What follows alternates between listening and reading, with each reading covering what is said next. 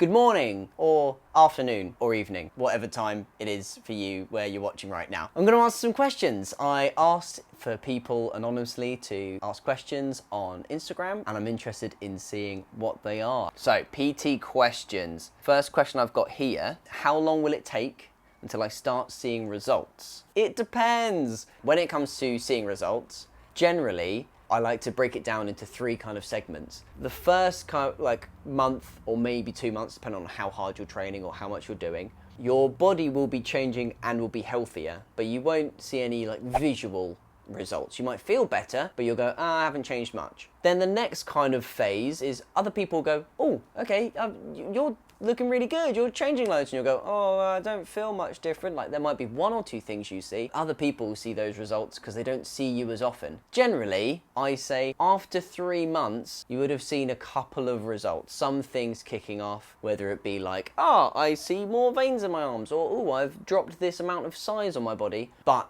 after that is when it really takes that impact. Don't just stop because you see a couple of results and go, oh, it's working. Keep working at it. Question 2, can you get me a 6-pack? This is one of those touchy subject ones, which I've covered before in a video. Yeah, I could get you a 6-pack. I can get myself a 6-pack. Doesn't mean that it's the best thing to do. There's other stuff around that. But yeah, it's able, it's possible. Depends. It depends. Question number 3. If a PT makes money making unfit people fit, then don't they just keep you unfit? I'm going to try and rephrase that in my brain so I can really get it. If we as PTs and personal trainers are trying to make people fit, and we make money off of people who are unfit, wanting to get them fit, that's one type of client I have.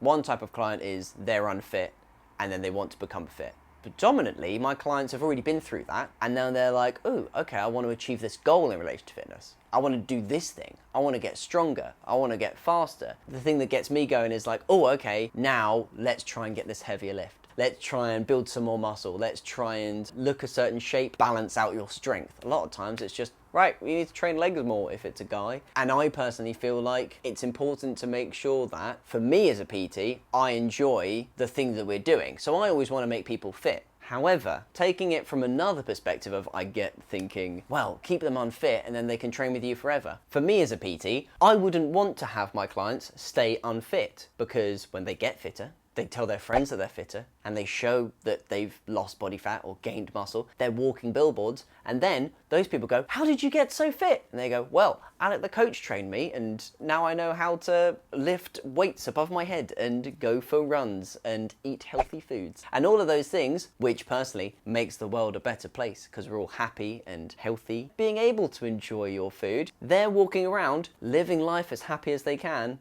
Other people want to train with me. That's a good one. It's a long one. That was a long one, sorry.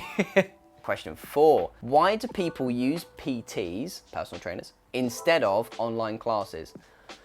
I'm going to take this as like a why would you train with a PT specifically instead of just like doing fitness that everyone else does kind of thing. What I see as a value when it comes to personal training is that personal side of it, that we're focusing on what you're specifically wanting to do, what other things are going on with your body and likes and dislikes that you have. As a PT, I'm always trying to think, right, what does this person enjoy? What is this person not tried yet that they probably will enjoy, but they might be not very confident in? And what can I teach them to be able to make them be able to go away and train harder without me? That's my whole focus. I want someone to be able to go, you know what, I've come into the gym today and I know exactly what I can do because I've done 6 or 7 workouts with Alec, and I know that I do this, and we have these structures, and he's sent me through what we do. They're not going into the gym going, where do I start?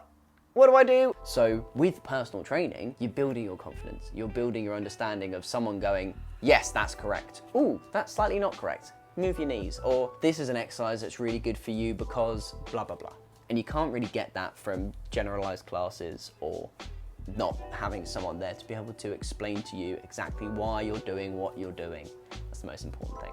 Question number 5. What if someone has an extremely personal issue that is affecting their physical health, I'm gonna have to interpret what personal issue means, obviously, because that could be psychological, that could be physical, that could be situational, like something that's going on life-wise. So if we're saying like anorexia or bulimia or like mental health issues, self-harm, things like that do affect your health. And exercise is something that's gonna really help. Focus on your physical health and focus on your mental health and try and see what things help and what things might hinder. Like if training's so outright that you start getting obsessed over it, that you start then obsessing over the other negative things that you have, that might not be too positive. Again, let's loop back to talk about anorexia, and it is tough to talk about it. If someone is in a position where they're trying to restrict their calories so much that they're starting to lose muscle and bone density and body fat because of something that's going on in their mind, that they can't see themselves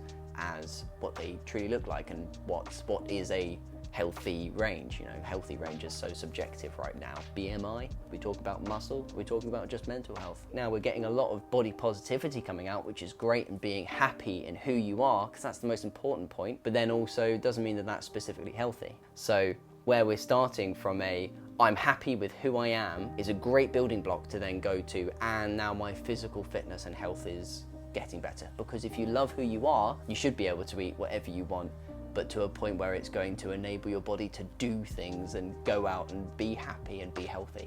Wasn't expecting it to get that deep. Sorry about that. Question 6. Why does exercise matter?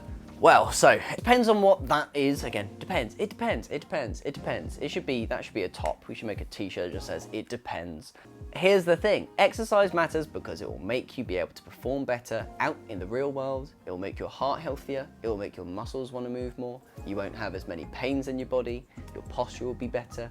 Your mental health will be better. It will make you poo better. Loads of things, right?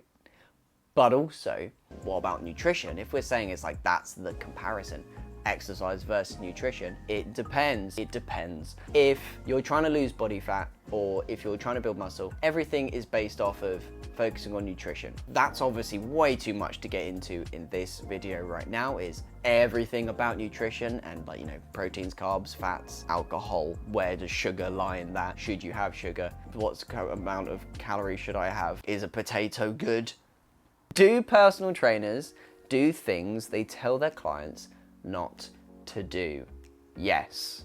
Yes, we do. Now, that can be both in a we're naughty sometimes because we're human beings as well and we're all just trying to be as good as we can. But also it can be a, well, we might be doing an exercise that we know we can do because we're strong enough, or because of positions we can hold, or because of mobility we have that our clients might not yet. And if I say to Doris from round the corner, I don't have a client called Doris from around the corner, but Doris from around the corner, you're not allowed to do overhead presses because of your high blood pressure, which is a thing. You're not allowed to do overhead movements because of your high blood pressure, because it increases the pressure that goes to your heart because all the blood drains from your arms. I, however, don't have high blood pressure, so I can do overhead movements. Things like that aren't me saying how when I tell my client not to eat loads of fruit pastels and then I go and eat a whole bag of fruit pastels. That's a different thing. That does also happen. Personal trainers